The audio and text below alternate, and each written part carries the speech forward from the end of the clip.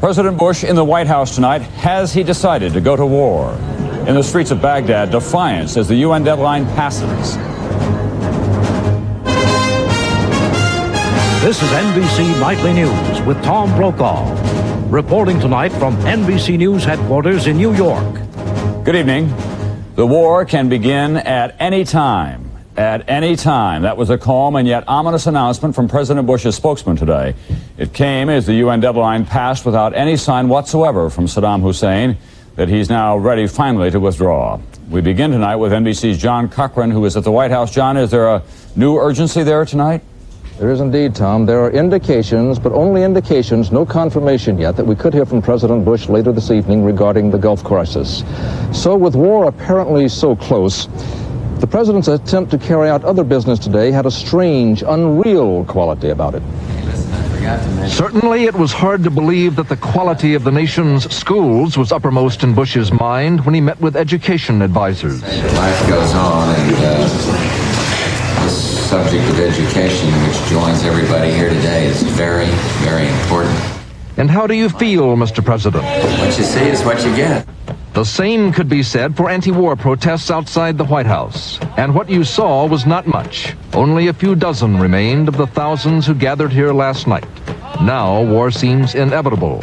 For security reasons, the White House canceled all public tours indefinitely.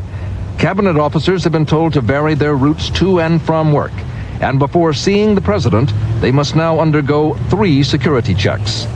The U.S. still says Iraqis can avoid war by withdrawing, but please deal with what's real, and the real world is there has not been one sliver of an indication that they intend to do such. In London, the British pushed for quick action. This has to be a powerful and swift operation, and that the casualties will be much more limited if it is. In Paris, despite anti-war rallies, the French Parliament overwhelmingly approved the use of force. President Mitterrand said everything now rests on the shoulders of Allied troops. Vive la République, vive la France. In Rome, more peace demonstrations, and letters from Pope John Paul appealing to the president and Saddam Hussein to avoid catastrophe. White House spokesman Marlin Fitzwater said that if war does come, the administration promises that no matter what, this administration will not lie, it will not try to deceive the American people. Tom? John Cochran, what about instructions to the White House press tonight? Any unusual instructions? Not go home. Just don't go home. Hang tight. All indications are some kind of announcement. Also, a lot of indications that the White House has been talking to congressional leaders this evening. Nothing firm yet, Tom. All right, thank you very much, John Cochran. Obviously, we'll ask you to stand by there. White House spokesman Marlin Fitzwater today warned all U.S. journalists to leave Iraq, saying the president was deeply concerned about their safety. In Baghdad, the mood was first anxiety and then defiance as the UN deadline of midnight last night came and went without an attack. NBC's Tom Aspel filed this report from Baghdad. When the mist began to thin out an hour or so after the deadline passed, Baghdad seemed to stir itself, breathe out, look around, and get back up to speed. It took a while for the town to open, but it did. And by mid-afternoon, it looked like Baghdad, a city of 4 million people waiting for what Saddam Hussein himself calls the mother of all battles. He'd been in Kuwait right before the deadline, visiting the front lines, boosting morale with the troops. Others in the leadership were saying there might not even be an evacuation of Baghdad. Civilians will probably remain in the city. We have prepared all necessary measures regarding the civil defense, and we have prepared all facilities and services to protect our citizens. The children weren't even allowed to skip school today. Not that too many of them fully understand the sheer power of the forces poised all around Iraq now. The foreign press may understand a fraction of it only too well. Those who've elected to stay behind here now are being given unprecedented assistance from the Iraqi government. The Ministry of Information says it's going to provide direct dial international telephones, transmit our television pictures until the link to the outside world goes down, and even try to transport pictures to the nearest border by road if necessary, and protect our lives as they would their own. They want us to be able to show what's going to happen here. It's in their interest to show the death and destruction which is going to rain down on this country. There are still flights out, 3 left for Amman today. Almost every passenger a foreign national. The Iraqis have nowhere to go. So there's a kind of resignation in the air here now. The attack didn't come today, but it will. They know it. Tom Aspel, NBC News, Baghdad. That report from Tom Aspel earlier today. Tonight, when we made telephone connection with him, we then lost the telephone connection. These late developments, we are told now that House Speaker Tom Foley and the ranking Democrat on the House floor, Richard Gephardt, are en route to the White House. This is there are reports from the French press agency that 5 AWACS planes, those are the big surveillance planes that control radar and tell other planes what's going on in the airspace around them, that they are in the air from Riyadh. On the ground right now from Saudi Arabia, and on the air with us is NBC's Mike Betcher.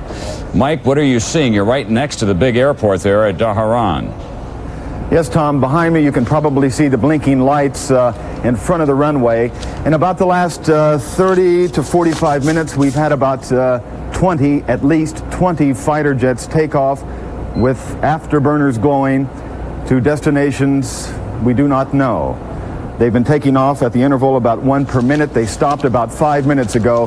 There is unusual air activity here, Tom. It's worth pointing out that it's something after 2:30 in the morning, your time, also in Baghdad. What about the Joint Information Bureau, those people who have been your minders, in effect, the military men who handle public information? Any unusual activity in their office? None whatsoever. As of 5 minutes ago, when we checked last, there were just a couple of people there, no unusual activity. As far as that is concerned, it's a normal night. Thank you very much. NBC's Mike Betcher tonight reporting live from Saudi Arabia. Obviously, we'll ask him to stand by. And standing by in Washington with us right now is one of the most influential members of the United States Senate when it comes to military affairs, the chairman of the Senate Armed Services Committee, Sam Nunn, who had reservations about starting war now, but then when the authorization was voted, he closed ranks with the president. Senator Nunn, tonight, what does your instinct tell you? I think we're very close, Tom. The president, of course, has full authority, and he said it will be sooner rather than later, and it would not surprise me if it was imminent. And what is your greatest concern as we approach this moment of decision? First, for the men and women in uniform, of course. We pray for them and their safety. We also great concern for the families, and I know they're anxious, and I can assure them that their military forces out in the field are well trained, they're well led, they're well equipped, and they're going to have the complete backing of Congress. I'm also concerned about civilians, innocent civilians in the Middle East, concerned about the cities in Saudi Arabia and Israel that could be vulnerable to Scud missiles. All of these are concerns, but I have no doubt that our men and women in uniform will do the job and do it well, and that we will prevail. Senator Nunn, this is a large and complex force that we have assembled in the Middle East. Are you confident that the command and control has been absolutely worked out, because that will be crucial in the decision making? They've worked on it very hard. There's no such thing as perfection, and anytime you have different countries involved in attacks, offensive actions, you can't have things go wrong. For 40 years we've been training in NATO, and we still have a lot of, when we have war games, we have a lot of problems with identifying friend and foe, and a lot of the aircraft that are shot down in the war games are shot down by friendly forces.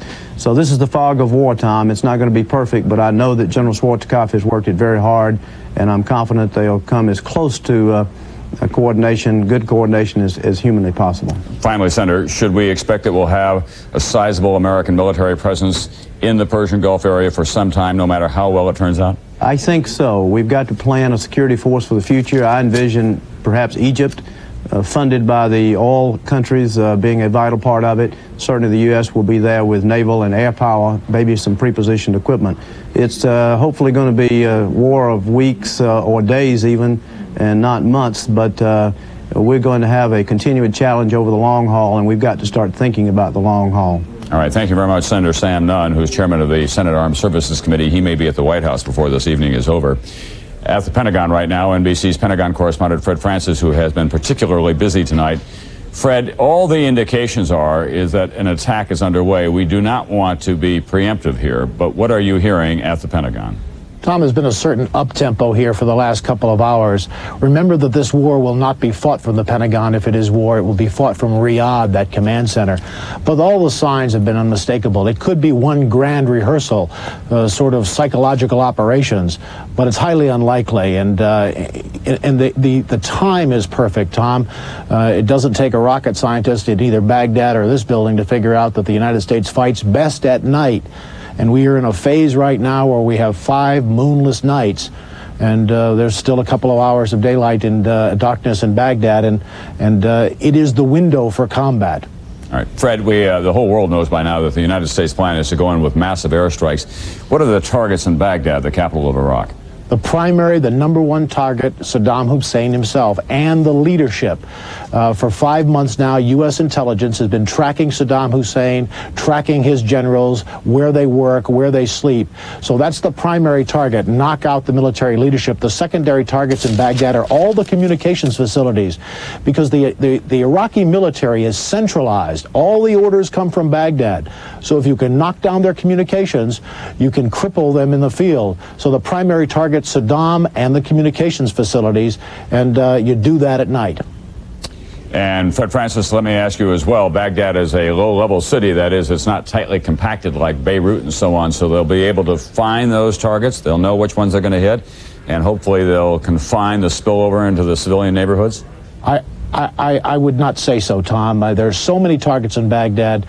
Someone told me 12 to 20 that have to go right away. And there's no such thing, Tom, as a surgical strike. We learned that in Panama. We certainly learned that in Libya, where we sent 9 aircraft in after Muammar Gaddafi, and only 2 dropped their weapons, and they still missed him. Right. So surgical strikes are a thing of the past, or of novels, in fact. All right. Thank you very much, Fred Francis. We can now tell you that the attack is underway. There have been a number of reports, even from Baghdad itself, of flashes in the sky over that city at this hour. Reporting live anti-aircraft fire going into the air at about 2300 Greenwich Mean Time. That means that it's about 3 o'clock in the morning, or approaching that in Baghdad right now. President Bush has said that once the UN deadline passes, that war could come at any time. One cannot say that Saddam Hussein has not had adequate warning on all of this. So that's the situation so far as we know it. At this hour, NBC's Mike Betcher is in Saudi Arabia tonight.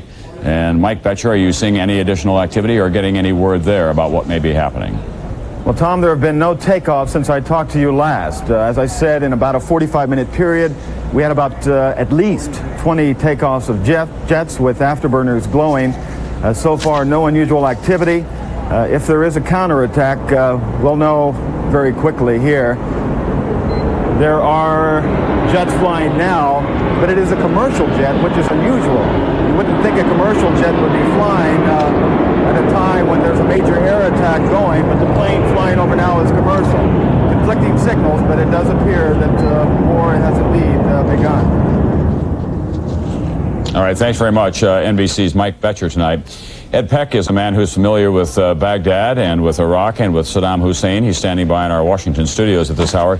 Mr. Peck, it's going to be helpful for the American audience to understand the character of the city of Baghdad. You have been there in the past. It's a big place. It's spread out over a wide range. What are the chances that there will be unusual civilian casualties, deaths and wounded, as a result of a bombing attack, no matter how pinpoint that may be? Well, that's the key question. What targets are they going for? You're quite right. It's a very spread out city. They don't build high. They build wide because land is plentiful. Reminds you of Los Angeles in a sense. Built around the curves in the river. The population centers themselves are everywhere, and some of them approach and are on the edges of the military bases, on the edges of the city. And of course, the governmental headquarters are located in a very densely populated part of the city, right in one of the major bends of the river. Fact of the matter is, when I was there over the weekend, there were any number of buildings that were easily identified as highly secure buildings, and they were tucked in close to the hotels and the commercial districts as well. If there is a loss of life that goes well beyond the Iraqi leadership, that is children, let's talk about that, and innocent civilians, what is likely to be the reaction in the Muslim world, even with the alliance that has been cobbled together by President Bush? Well, you're talking now about what happens after this war, and it's a key time to raise the issues, because the The Muslims, and the Arabs in particular, will feel very strongly that this is a terrible thing that's happened, and it be seen as having been done by the Americans. So that the reaction worldwide, wherever there are Arabs and Muslims, are going to be that their people are being hit. And no one likes to see that. I mean, you know, we can do what we want with our own folks, but don't welcome outsiders becoming involved. For the past several weeks now, you and I have been trying to get into the mind of Saddam Hussein. You know him well. You met with him when you were serving in the U.S. Embassy there. Any chance that he will be so impressed, indeed terrified by what is going on tonight, that he will emerge from the bunker tomorrow morning and say, okay, I surrender? You know, I have a difficult time imagining him as being terrified. He just does not have the personality and the mentality to begin with, and the 25 years of being a form of demigod has certainly solidified him in thinking that whatever he's doing is the right thing. But it is entirely possible, or it's conceivable at least, that if he gets badly savaged in Kuwait and maybe in Baghdad itself by these attacks which are apparently underway, that he may be able to come out and say, okay, I did what had to be done and now I step back and you guys win. Still, I have a hard time visualizing him doing even that. Thank you, bro. Flexibility is not his middle name. All right, Ed Peck will ask you as well to be standing by tonight, because it does now appear certain that an attack is underway. Of what dimensions we cannot say, what the targets are we can't say as well, but there are reports from Baghdad, the Iraqi capital, of tracer fire in the air, sirens sounding, and planes that have been taking off, including the big AWACS planes. Those are the advanced warning planes that go up and they activate all of the radar so they can keep track of the air traffic and help the planes. Fred Francis at the Pentagon with late news for us right now. Fred? Tom, apparently what has happened is the United States, more than an hour ago, fired some missiles in the direction of Baghdad. I am told by a senior official that the planes are not actually over Baghdad at the moment, but what witnesses are seeing in the air, those traces are firing at things that are moving low and slow, which would indicate to me and to the source with whom I just spoke that the United States has fired Tomahawk cruise missiles at certain targets in Baghdad. So I'm not saying it is not an all-out air attack. We may be seeing the preliminaries of an air attack, which we always predicted would be started by cruise missiles, which cannot be shot down very easily. And Fred, what about the accuracy of those cruise missiles? Do they hone right in? Yes, Tom, they can be fired from ships in the Persian Gulf and go all the way to Baghdad. In fact, their range 700 miles, and these cruise missiles can hit a target within a 25 feet of center at 700 miles. Never been tested in combat. Nobody ever knew if they would work in combat, and I guess we're going to have to wait a while to find out if they in fact did work. At $1 million apiece, they've been on Navy ships for several years, and we were told authoritatively here over the last several days that they would be used in the opening stages of any conflict with Iraq.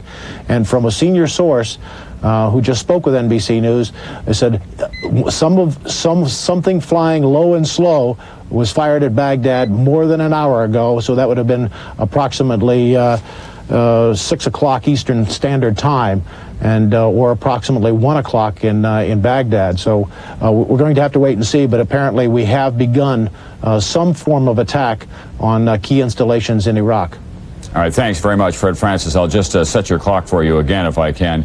In Baghdad at this hour, it would be coming up on 2:50 in the morning there. It would be the ideal time based on all the descriptions that we've had of military planners about when they would want to launch the attack. There is some religious sensitivity in that area.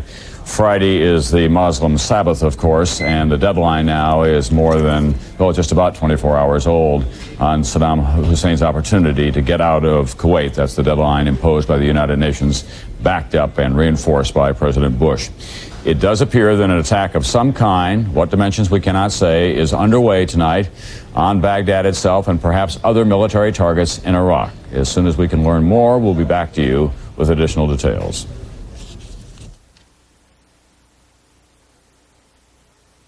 One day there was just too much gray. I thought, should I or shouldn't I?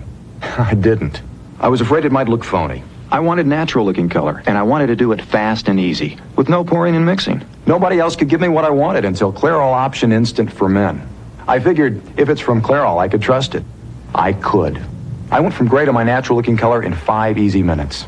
My hair looks great, feels great. When I look in the mirror, I don't see gray. I see me. Do it right with Option, also in gradual formula. I used to feel so guilty about snacking until I found the perfect snack. Sun-sweet pitted prunes. They're just bursting with flavor and so naturally sweet. Perfect. Only one prune tastes sun-sweet. I've got to pick up some Vaseline Intensive Care lotion. My skin's so dry. How do you get dry skin? From doing dishes and housework. And someday you'll be old enough to help me. What? And get dry skin? We're back. We want to tell you that there's an attack underway on Iraq, on the city of Baghdad, perhaps by Tomahawk cruise missiles launched from the sea. We do not know yet the scope of this attack. We do have on the telephone right now NBC's Tom Aspel. It is approaching 3 a.m. there, and Tom Aspel is in a hotel. Tom, what are you seeing and hearing at this moment? Tom, here in downtown Baghdad, I'm looking slightly west towards the airport. For the last 15 minutes, here it is, it's starting again. For the last 15 minutes, we've seen the sky lit up with tracer, anti-aircraft guns firing right up in the air, near the television center, near the airport on the edge of the city, and several other locations. We do not hear any incoming. We have not heard any incoming yet, so perhaps this is a false alarm. Some more tracer, I'm just looking out over towards the airport now, some more tracer going up in the air, the odd bang, but lights are going out in the city now. About 15 minutes ago, there were air raid sirens all over the city, no traffic moving on the street. Here in the hotel, there are probably about 100 guests, everybody down in the shelter now. But I have not heard any incoming yet, Tom. We heard what sounded like engines, what sounded like jet engines, just very faint, and then all the guns all over the city opened up. But we have not heard a bomb or a missile. Tom? All right, Tom Aspel, what about the activity in the hotel itself? Have they shut off the power? Is there any television transmission going on or radio transmission that you can tell us about? As far as I know, Tom, we are down to emergency power in the hotel, which means just emergency lighting.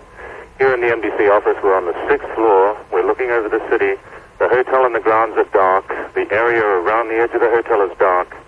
But the stairway lights are on, and all the guests in the hotel and the staff were hustled very quickly. About 15 minutes ago, security men just appeared from nowhere. Very politely directed everybody to the stairway and said, go down to the shelter, go down to the shelter. So most people are about 3 floors underground in a shelter. There are polite people all over the hotel, and just emergency lighting, Tom. Now I'm looking out over the city again. I don't see any more anti-aircraft fire, but for a while there it was quite heavy. But as I say, no bombs have fallen, at least not that we can tell. A couple of heavy crumps out there by the airport, but difficult to say whether they were bombs or just maybe a caliber of the heavier kind firing up in the air. What else is out there by the airport, Tom, on the western edge of the city? What may be the primary targets in that area, besides the airport itself? I would think there probably are a couple of radar installations out there, and I know there's an important military base out there. I've seen that airborne control system, the AWACS plane that the Iraqis have. I've often seen that out there. There is a military base also a military air base at least next to the airport. That's possibly a target, but I'm guessing, Tom, but I would think that would have been some sort of recon flight, just by the sound we heard of the engines and then suddenly a lot of firing. Yeah, we were talking the other day, Tom Aspel, about your experiences there during the Iranian-Iraq war, and when you said the Iranians made an air attack on the city of Baghdad, missiles went up from neighborhoods all over the city? That's correct, Tom. The Iraqis seemed at that time, that's 10 years ago, they seemed to have a lot of SAM-6 batteries all over the city in those days. But we have not seen a missile go up tonight, just sort of heavy caliber anti-aircraft guns. All right, I'm sure if they used their air defense missile systems, I'm sure we would have seen the fireworks all over the sky, and there hasn't been anything that big yet, Tom. All right, Tom Aspel, stay on the telephone if you would, please, and keep your head down. We're going to go now to Saudi Arabia, where NBC's Arthur Kent has posted. He has an update for us now on what kind of aircraft took off and how many. Arthur? Tom, we're still trying to get an accurate fix on the number of aircraft that were scrambled from this very large air base here in northeastern Saudi Arabia.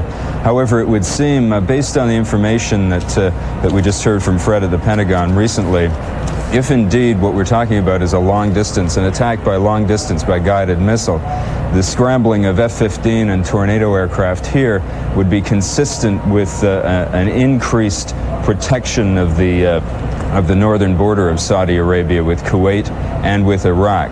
You mentioned that AWACS planes have been taking off from Riyadh. They will be positioning themselves in quadrants across the northern border of Saudi Arabia and trying to direct these American and Saudi interceptors into place to keep that border sealed. Perhaps there will be a counterstrike by Iraqi aircraft. That's the sort of thing that has to be guarded against. No indication yet that any of the aircraft here have actually been scrambled to cross the border and to cross into Kuwait or Iraq and attack Iraqi positions. Tom? Okay, Arthur Kent, you'll be at your post in Saudi Arabia. We're going to return now to the Defense Department at his post at the Pentagon as NBC's Fred Francis. Fred, what do you have for us, first of all, that is the very latest information?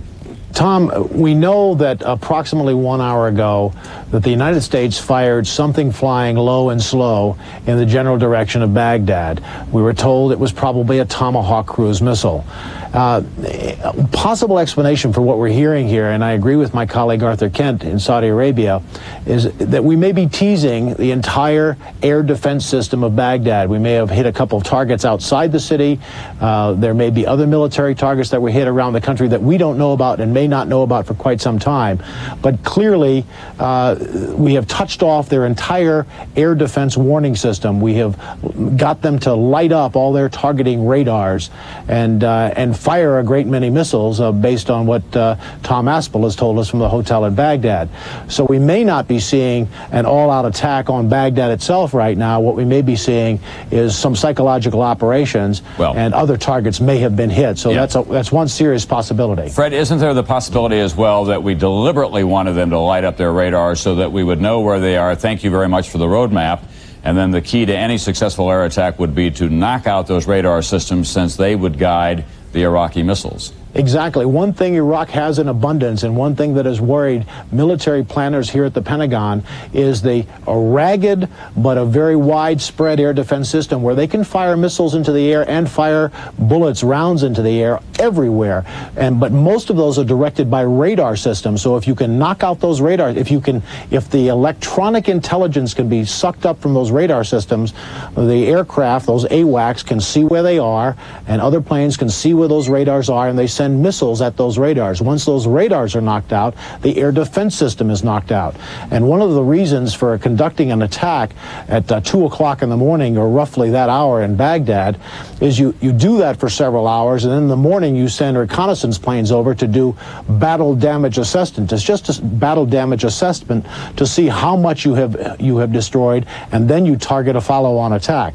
So again, a great deal of this is speculation, but those are the battle tactics which are doctrine in the United States Air Force, the Navy, and in this building.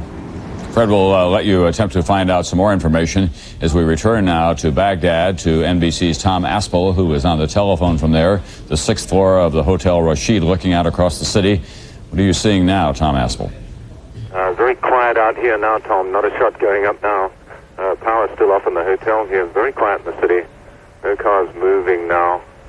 A bit of a feeling that maybe something spooked all the gunners and maybe one followed another, but something's up for sure. They had air raid sirens about 20 minutes ago. Just a quick burst seemed to come from 4 or 5 different directions on this side of the river, here towards the western side of the city.